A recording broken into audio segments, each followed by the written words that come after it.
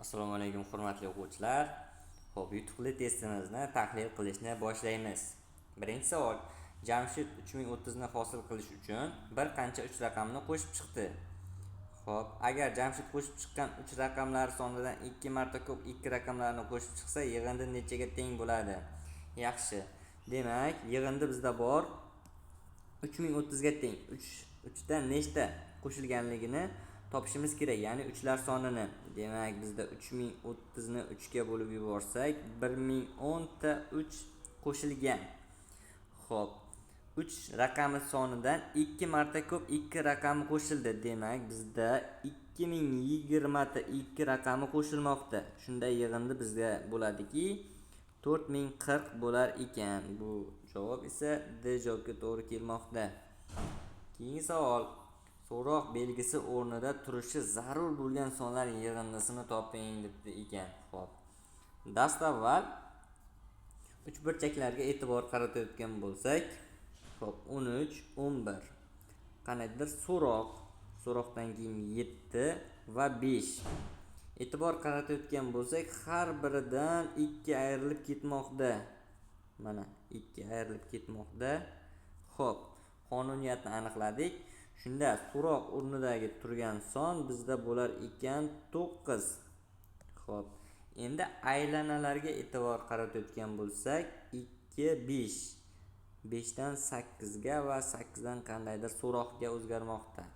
Bunda esa har bir aylanaga 3 raqami qo'shilib ketmoqda. Demak, bizda so'roq o'rnida turgan son 11 bo'lar ekan.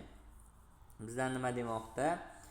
Xo'p, so'roq belgisi o'rnida turishi zarur bo'lgan sonlar yig'indisi. Demak, birinchi son 9 ekan, ikkinchi son 11. Ularning yig'indisi 20 ga teng bo'lar ekan. Buning javobi B javob. Keyingi savol. Vazn tashlashni rag'batlantirish uchun Osiyo, Maryam, Xadicha, Habiba va Umrniso har bir o'rtaga 100 ming so'mdan tashlashdi. Ular vaznlarni bahs boshlashida va har hafta oxirida o'lchab borishdi. 4-hafta oxirida eng ko'p vazn yo'qotgan odam 500 ming so'm mukofotni yutib oldi. Quyidagi ularning ko'rsatkichlari berilgan jadval.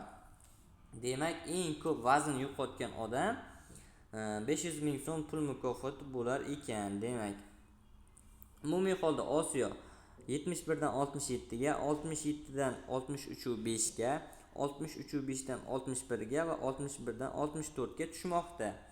Demak, umumiy holda 4-haftagacha u jami 71 dan ayiramiz 64 ni 7 kilogramm vazn yo'qotgan. Xo'p, keyingisida Maryam 5 kilogramm.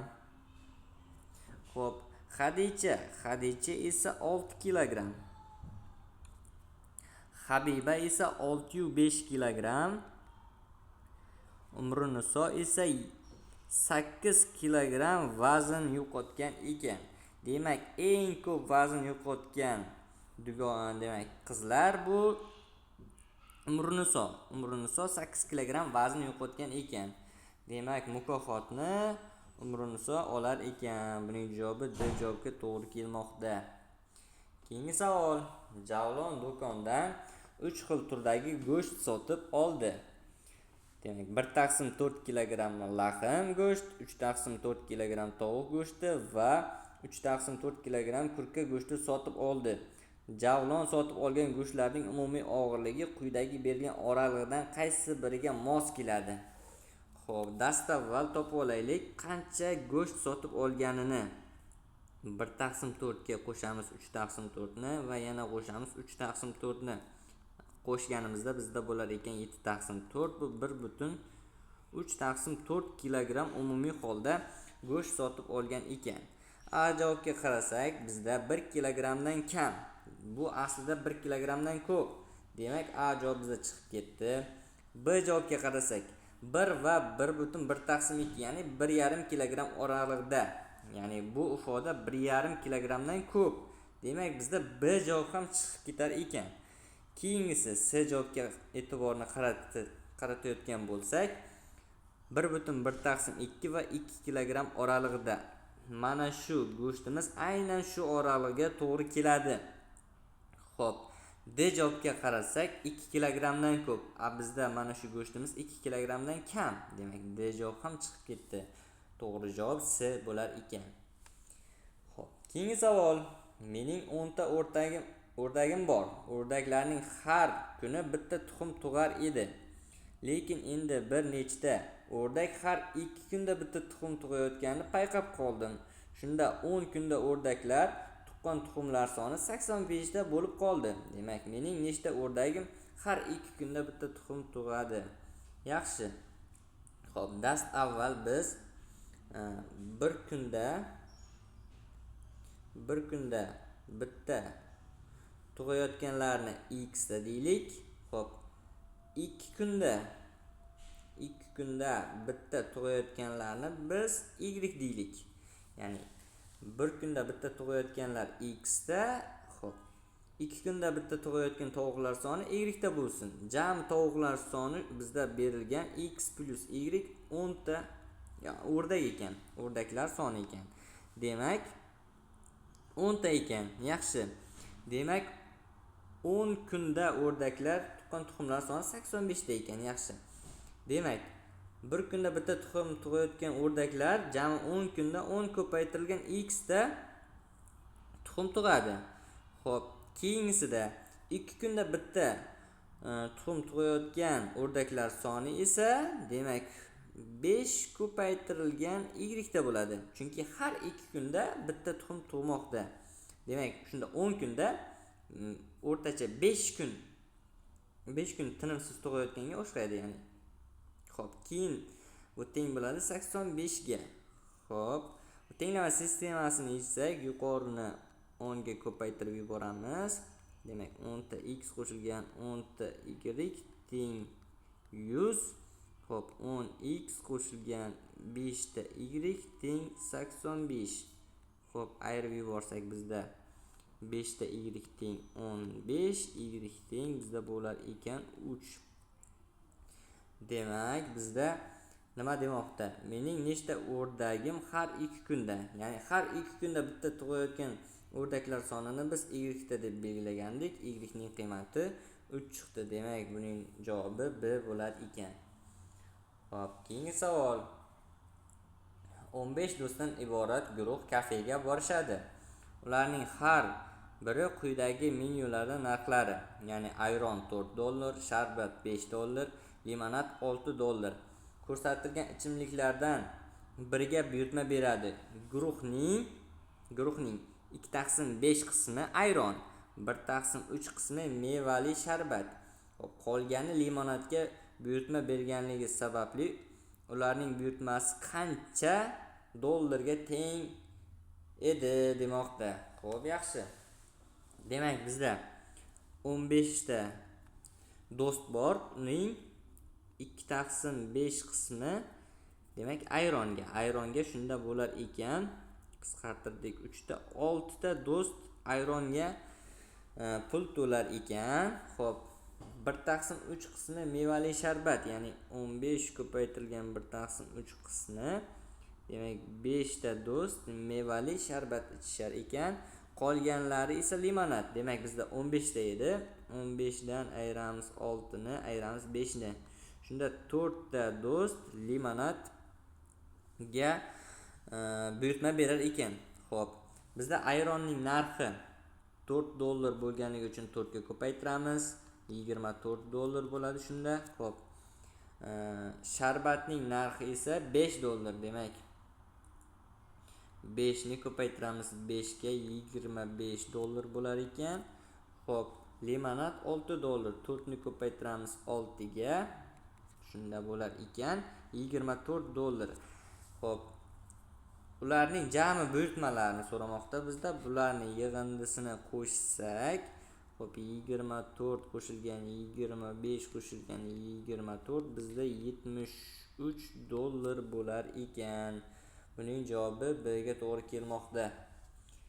Xo'p, keyingi savol. Quyidagi izometrik shakllarga mos va teng bo'lsa, so'roq o'rnida qaysi shakl bo'lishi kerak? Xo'p, yaxshi. Demak, mana bu ikkita shaklni bir-biriga qo'shsak nima hosil bo'lar ekan?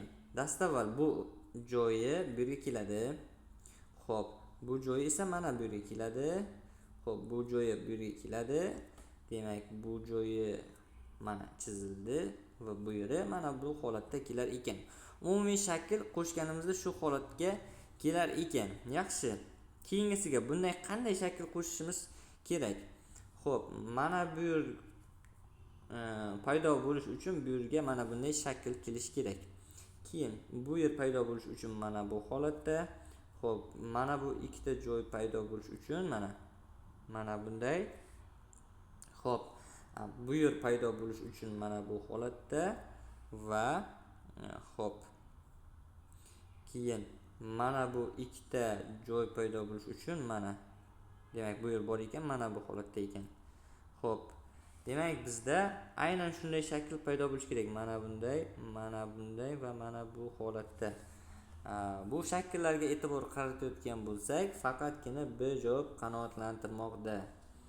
Keyingi savol. Xo'p, avtoturargoh uchun to'lovlar jadvali quyida keltirilgan. Demak, avtomobil turi, avtoturargoh narxlari, yengil avtomobil ekan bizda. Demak, bizda 0-1 soat, ya'ni 1 soat tursa $11 ekan.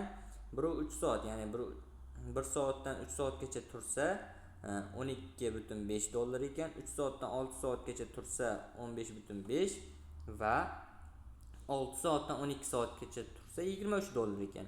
12 soatdan 24 soatgacha tursa $30 ekan. Xo'p, do'konga borayotgan Odilboy mashinasini ushbu avtoturargohda qoldiradi. Do'konda ishini tugatgandan so'ng mashinasini olib 18:40 da avtoturargohdan chiqib ketadi va $15.5 to'laydi. Shunga ko'ra Odilboy qaysi vaqtda mashinasini ushbu to'xtash joyiga qoldirgan? Xo'p, yaxshi. Demak, bizda $15.5 mana bunga to'g'ri kelmoqda.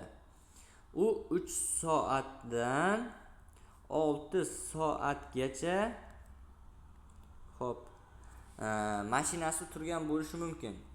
Demak, u ketganda, ya'ni ketayotgan paytda 18:40 bo'lsa, 3 soatdan 6 soatgacha bo'lganligi uchun ayirib yuborsak, shunda nima bo'ladi? 18:40 dan ayiramiz birinchi navbatda 6 soatni. 6 soat ayirganimizda 12:40 da qo'ygan bo'lishi mumkin. Va demak 18:40 dan ayiramiz 3 soatni. Shunda ayirganimizda 15:40. Ya'ni u 12:40 dan 15:40 oralig'iga mashinasini avtoturargohga qo'yib ketgan.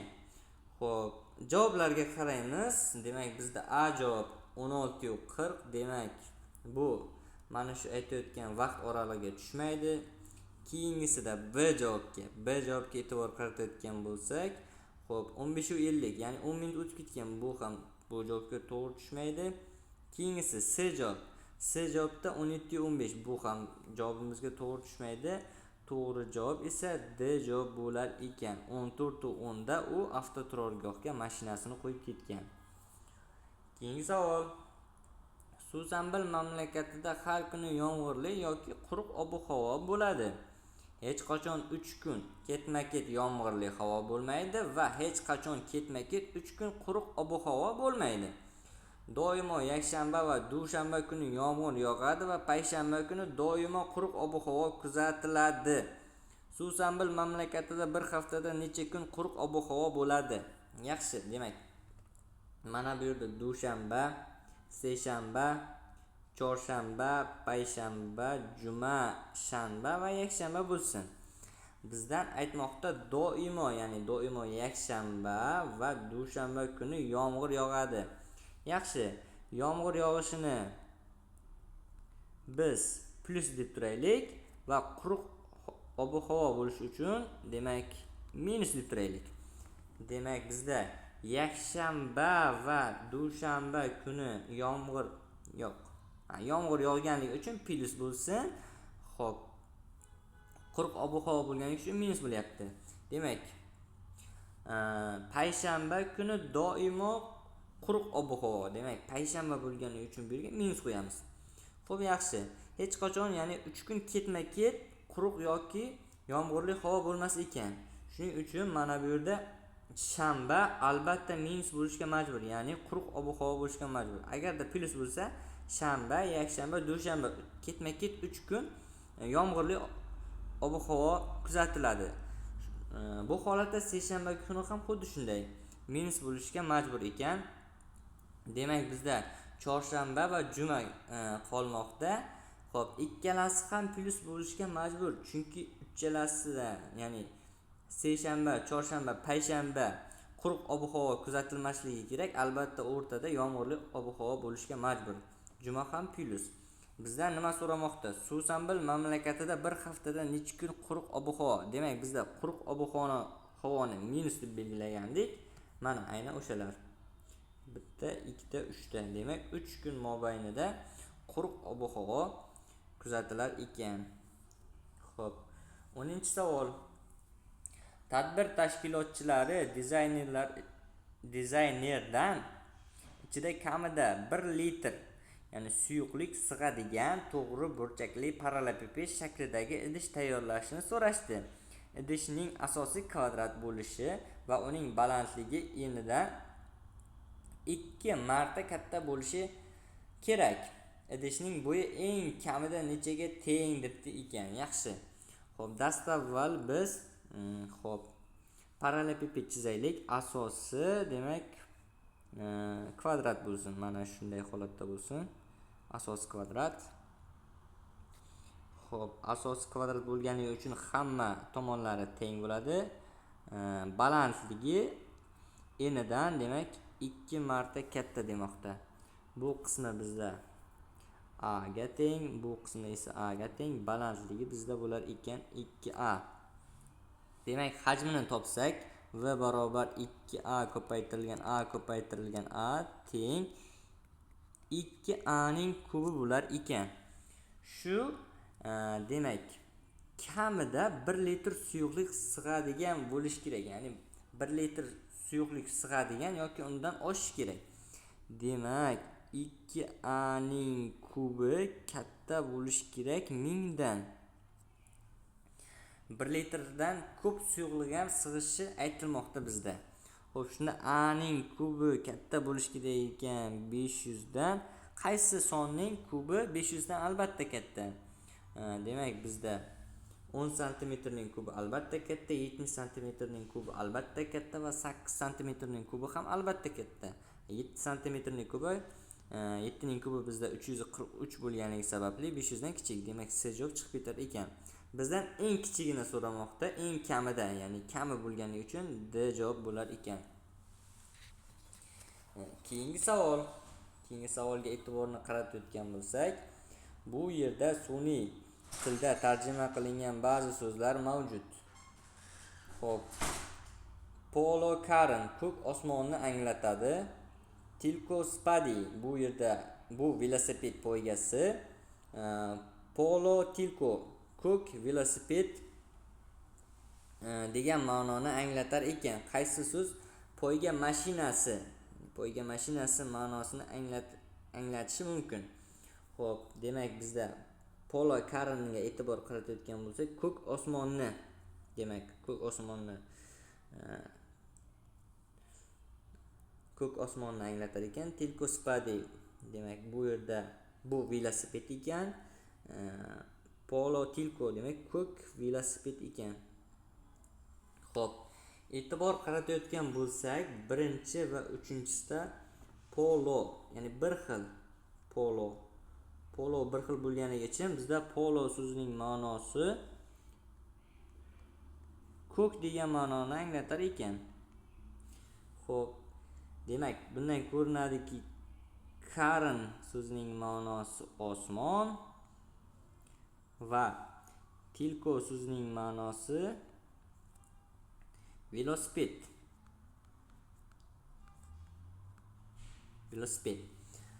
Demak, mana bu tilko spadi velosiped poygasi bo'lganligi uchun mana bu velosiped poygasi. Tilko velosiped. Spadi poyga. Spadi poyga. Demak, bizda poyga mashinasi bo'lish uchun birinchi o'rinda poyga spadi bo'lish kerak va mashina so'zining ma'nosi berilmaganligi sababli, xo'p, birinchi navbatda spadi so'zi bilan boshlanish kerak va davom etish kerak. Bu holatda A va S javoblar chiqib ketar ekan. Xo'p, B bilan D javobga to'g'ri kelmoqda. Spadi tilko. Bizda tilko so'zining ma'nosi velosiped edi. Demak, poyga velosipedi bo'ladi. B javobda poyga velosipediga to'g'ri kelmoqda. Bizdan so'ramoqda poyga mashinasi. Poyga mashinasi bo'lganligi sababli, demak, D javob bo'lar ekan. Spadi volo. Demak, volo so'zining ma'nosi mashinaga to'g'ri kelar ekan. Xo'p. Keyingi savol. Kitob do'konida hamma kitoblarning narxi bir xil. Lekin sotib olingan har 3 ta kitob uchun 4-chi kitob yarim narxda beriladi. Agar Malika 5 ta kitobni 27,000 so'mga sotib olgan bo'lsa, Sabrina o'zining 48,000 so'miga ko'pi bilan nechta kitob olishi mumkin? Xo'p, yaxshi. Demak, bizda kitob narxini aytaylik X deb. Xo'p, 3 ta kitob bo'lganligi uchun X qo'shilgan X bo'lar ekan narxi, ya'ni kitob narxi X so'm bo'lsin.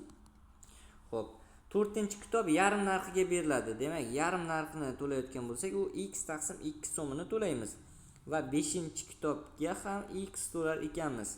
Demak, umumiy summa bizda 27,000 so'm bo'lganligi sababli umumiy maxraj berib hisoblasak, bizda 9 ta X bo'lar ekan. 27,000 so'mga to'g'ri kelmoqda. Demak, X ning qiymatini topsak, bizda xo'p 6,000 so'm bo'lar ekan. Bitta kitob narxi 6,000 so'm. Bizdan nima demoqda? Sabrina o'zining 48,000 so'miga ko'pi bilan nechta kitob sotib olishi mumkin? Yaxshi. Demak, bizda birinchi, ikkinchi, uchinchi kitobni u oladi 6,000 so'mdan, jami 18,000 so'mga va 4-chi kitob uchun yarim narx. 4-chi kitob uchun u 3,000 so'm to'laydi. Demak, 3,000 so'mni to'lasa 21,000 so'm ishlatar ekan 4 ta kitob uchun. Demak, bundan ko'rinadiki 8 ta kitob uchun u 42,000 so'm pul to'laydi. Bizdan aytmoqda 48,000 so'mga. Demak, 9-chi kitobni u 6,000 so'mga sotib oladi. 42,000 so'mga 6,000 so'mni qo'shsak, jami 48,000 so'm bo'lar ekan. To'g'ri javob. Shunda eng ko'pida nechta kitob sotib olishi mumkin? Demak, 9 ta kitob sotib olishi mumkin bo'lar ekan. Buning javobi B bo'lar ekan. Keyingi savol. Sehrli kvadratda har bir qator, har bir ustun va har bir diagonal bo'yicha sonlar yig'indisi o'zaro teng. Ya'ni mana bu qatordagi sonlar yig'indisini qo'shsak, bizda bo'lar ekan, demak 35, 45 va 51. Xo'p, diagonaldagi sonlar yig'indisi ham teng ekan. Ya'ni mana bularni qo'shib chiqqanimizda, xo'p, o'rtada markazda turgan son 51 dan ayirar ekanmiz. 16 va 18 ni ayirsak, shunda bo'lar ekan 17. Markazda 17 turar ekan. Markazda 17, demak, bu holatda mana bu diagonaldagi sonlar yig'indisi ham bizda bo'lish kerak 51 ga. Demak, bizda mana bunaqa shakl qo'shilgan 17 qo'shilgan 20 teng bo'lar ekan 51. Demak, quyidagi shaklning qiymati shunda 14 ga teng bo'lar ekan. Buning javobi B javobga to'g'ri kelmoqda. Xo'p, keyingi savol. Xayriya tashkiloti chiptalarni sotadi. Ular yutuqli bo'lishi mumkin. Chiptalarning barchasi 3 ta raqamdan iborat. Demak, 001 dan 999 gacha, ya'ni 999 gacha ekan. Sovrinni yutib olish chiptasida birinchi 2 ta raqam yig'indisi 3-chisiga teng. Masalan, 246 da 2 ga 4 ni qo'shsak 6 ga teng. Qancha yutuqli chipta bor deb deb savol bermoqda bizga. Yaxshi. Demak, 3 xonali bo'lganligi sababli chizib olaylik. Mana. Birinchi raqami 0 bilan boshlansin. Keyingisida misol uchun 1 bo'lsa, undan keyingisi bu ikkalasining yig'indisiga teng bo'ladi. 1 bo'ladi. Xo'p, undan keyingisi 0 2 bilan boshlansa 2 bo'ladi. 0 22 va hokazo 0 33. Bu boradi oxirida 0 9 9 ga. Jami bo'ldi shunda bizda 9 ta bor. Hozircha 0 bilan boshlanayotganlari. Xo'p, keyingisiga e'tibor qaratsak, 1 bilan boshlansin. Xo'p, 1 0 1. Keyingisi 1 1 2, ya'ni 1 ga 1 ni qo'shsak 2 va hokazo 1 2 3 va hokazo boradi. Bu 1 8 9 bo'ladi. Bunda ham umumiy sonini bilsak, demak 9 ta chiqar ekan. Xo'p, keyingisida xo'p 2 bilan boshlansin. 2 2 0 2 2 1 2 va hokazo 2. Xo'p, 7 9 bo'ladi. 8 bo'lsa 10 bo'lib qolar ekan. Bu bizga to'g'ri kelmaydi. Shunda bularning umumiy soni 8 ta. Xo'p, keyin 3 bilan boshlansin. 3 bilan boshlansa bizda bo'lar ekan 3 0 3 3 1 4 va hokazo boradi. Bu 3 3 demak 6 9 ga. Bularning umumiy soni shunda 7 ta chiqmoqda. Demak, bitta kamayib ketmoqda va oxirgisida 9 bilan boshlansin. 9 bilan boshlanayotganlar faqat 909, ya'ni 909. Bunda bitta bo'lar ekan. Jami yig'indini topsak, bizda birinchi 9 qo'shilgan 9 va hokazo 8 qo'shilgan 1 gacha. Biz bilamizki 1 dan 9 gacha bo'lgan sonlar yig'indisi 45. Demak, 9 ga 45 ni qo'shsak, yig'indining qiymati 54 chiqar ekan. Buning javobi bu javobga to'g'ri kelmoqda. Keyingi savol. Xo'p. Ko'lda 28 ta faqat oq o'rdak suzib yurgan edi. Ko'lga oq o'rdaklar sonidan 2 marta ko'p sondagi jigarrang o'rdaklar kelib qo'ndi. Bu juda ham oson misol. Demak, 28 ta oq o'rdak suzib yurgan va 2 marta ko'p bo'lganligi sababli xo'p 56 ta jigarrang o'rdak kelib qo'yilgan. Umumiy holda o'rdaklar soni 28 qo'shilgan 56 84 ta bo'lar ekan. Xo'p, so'ng o'rdaklarning yarmi uchib ketdi. Xo'p, yarmi uchib ketsa, demak 84 dan ayiramiz 42 ni. Xo'p. Shunda 42 ta o'rdak qolar ekan. Buning javobi A javobiga to'g'ri kelmoqda. Xo'p, keyingi savol. Yondagi kesishmada aylana, demak bizda aylana kuchlilarni, xo'p, kvadrat bo'yi balandlarni va uchburchak esa harbiylarni. Uchburchak harbiy. Xo'p, belgilab olaylik. Demak, aylana kuchlilar, xo'p, kvadrat bo'yi baland, xo'p, uchburchak esa harbiy. Uchburchakka harbiy. Bizdan nima demoqda? Bo'yi baland bo'lmagan, ya'ni bo'yi baland bo'lmagan to'rtburchakdan tashqari kuchli dedimi? Demak, aylanada yotish kerak va harbiy bo'lganligi uchun uchburchakda ham yotish kerak. Demak, aylanada va uchburchakda yotib, to'rtburchakda yotmaydigan son. Bizda demak bu ko'rinib turibdiki, 4 ga to'g'ri kelmoqda. Demak, buning javobi A javob ekan. Keyingi savol. Xo'p, keyingi savolda Usmonda 20 ta shokolad bor edi. Ularning ba'zilari sutli, ba'zilari esa qora. Usmon qora shokoladga qaraganda 2 marta ko'p sutli shokolad yedi. Demak, qora va sutli. Shunda Usmonda sutli shokoladga qaraganda 3 marta ko'p qora shokolad qoldi. Demak, sutli shokoladga qaraganda 3 marta ko'p qora shokolad. Demak, sutlilar x da qolgan bo'lsin, qoralar 3x da qolgan bo'ladi. Xo'p, bizda aytmoqda, Xo'p, Usmon qora shokoladlarga qaraganda 2 marta ko'p sutli shokolad yedi. Demak, Y da qora shokolad yesin va 2Y da sutli shokolad yegan bo'ladi. Xo'p, jami qora shokoladlar mana shuncha va sutli shokoladlar mana shuncha. Ularning umumiysi 20 taga to'g'ri kelmoqda. Demak, bularni qo'shib yuborsak, 4 ta x qo'shilgan 3 ta y teng 20 ga to'g'ri kelmoqda. Xo'p, demak bizda x, y'lar bular natural sonlar bo'lishi kerak. Ya'ni yarimta shokolad deyilmagan bizda. Demak, natural sonlarda yechsak, bizda x ning qiymati bo'lar ekan 2 ga, y ning qiymati bo'lar ekan 4 ga. 4 kara 2 8, 3 kara 4 12. Demak, yig'indining qiymati 20 ga to'g'ri kelmoqda.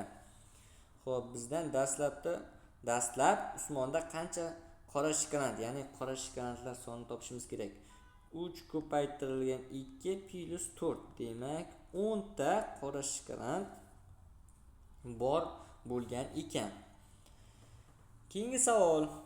Sport majmuasida 392 ta sportchi tibbiy nazoratdan o'tkazilishi kerak. Birinchi kuni u sportchilarning 4/7 qismi, ikkinchi kun esa qolgan 2/3 qismi nazoratdan o'tkazilgan. Yana qancha sportchi nazoratdan o'tishi kerak? Yaxshi. Demak, bizda 392 ta sportchi bor ekan. Uning 4/7 qismi birinchi kuni nazoratdan o'tgan, ikkinchi kuni qolgan. Ya'ni qancha qoldi? 3/7 qismi qoldi. Qolganining 2/3 qismi. Ya'ni qolganining 2/3 qismi.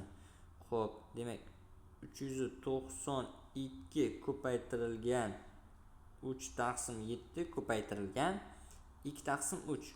Xo'p, shuni soddalashtirsak, demak 392 ko'paytirilgan 2/7. Xo'p, bo'lganimizda necha bo'lar ekan? 56 ko'paytirilgan 2 112. Ikkinchi kuni 112 ta. Demak, birinchi kunni ham topib qo'yaylik. 392 ni ko'paytiramiz 4/7 ga. 56 ni ko'paytirsak 4 ga. Xo'p, nima bo'lar ekan? 224 da. Bizdan aytmoqda, yana qancha sportchi nazoratdan o'tishi kerak? Ya'ni 392 dan ayirishimiz kerak 112 ni va 224 ni. Xo'p, 392 dan shunda ayirishimiz kerak. Umumiy holda 336 ni ayirsak shunda bo'lar ekan bizda 56 nafar sportchi o'tishi kerak bo'lar ekan. Xo'p, keyingi savol.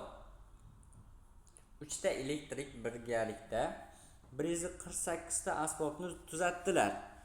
Tushlikkacha 29 ta, ikkinchisi 31 ta, uchinchisi 28 ta. Tushlikdan keyin har biri bir xil miqdorda, ya'ni asbobni tuzatibdi ekanlar. Xo'p, birinchisi ham x da tuzatgan, ikkinchisi ham x da, uchinchisi ham x da. Demak, bizdan so'ramoqda ikkinchi ishchi jami nechta asbob tuzatgan? Xo'p, birinchi ishchi demak 29 qo'shilgan x da, ikkinchi ishchi 31 qo'shilgan x da, uchinchi ishchi 28 qo'shilgan x da. Ularning jami 148 ta asbobni tuzatganlar. Xo'p, yig'indini qo'shib chiqsak bizda bo'lar ekan 60. Demak, 88 qo'shilgan 3 ta x teng 148 ga. 3 ta x teng bo'lar ekan 60 ga. X ning qiymati 20 chiqar ekan. Xo'p, bizda ikkinchi ishchi tushlikkacha 31 ta va tushlikdan keyin 20 ta, jami umumiy holda 51 ta asbobni tuzatgan bo'lar ekan. Demak, buning javobi B javobga to'g'ri kelmoqda. Keyingi savol. Xo'p. Alixon auksionda 8 millionga kumush xumcha sotib oldi. Oradan 1 yil o'tgach Antix variant narxlari oshdi va xumchani yana auksionda sotishga qaror qilib 10 millionga sotadi. sotishi bilan bu qarordan pushaymon bo'ladi va xaridor oldiga borib gaplashib ko'radi. Qaytib sotib olish uchun 11 million so'm to'lashga majbur bo'ladi. Yana 1 yil o'tib Alixon pul kerak bo'lib qoladi va u xumchani 12 million so'mga sotadi. Umumiy hisobda u xumchadan qancha foyda ko'rdi debdi ekan. Yaxshi. Demak bizda Alixon yuqorida demak sotib olgan puli va sotgan puli bo'lsin. Birinchi, demak, u 8 millionga sotib oldi. Keyin esa pastdan 10 million so'mga sotgan. Keyin qaytib sotib olish uchun 11 million so'm yana olgan, 11 million so'mga va yana qaytib sotgan uni 12 million so'mga. Umumiy holda u sotib olganda demak 8 qo'shilgan 11, ya'ni 19 million so'm sarflagan. Sotganda u 10 qo'shilgan 12, 22 million so'm sarflagan. Ya'ni foyda 22 million so'mga sotgan. Umumiy holda bizdan foydani so'ramoqda. Demak 22 million so'mdan ayiramiz 19 million so'mni, ayirsak 3 million so'm sof foyda qilgan ekan. Buni javobi C javobga to'g'ri kelmoqda. E'tibor berganlaringiz uchun rahmat. Sog' bo'lingizlar.